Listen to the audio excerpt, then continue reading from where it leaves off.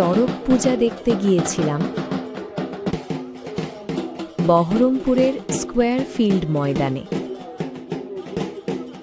চারদিকে অসংখ্য মানুষের ভিড়, আর ঢাকের আলেতালে পুরো পরিবেশটা হয়ে উঠেছিল একদম ভাবগম্ভীর, ভক্তিময়। একটা আলাদা অনুভূতি যা ভাষায় বোঝানো কঠিন। আমার জীবনে এই প্রথম চড়কে ঘোড়া নিজের চোখে দেখলাম।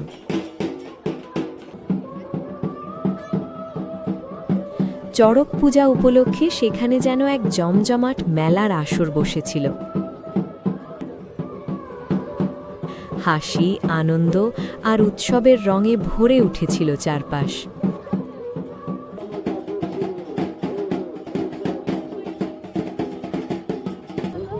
সবকিছু দেখার পর শেষে একটু মাঠে গিয়ে বসলাম।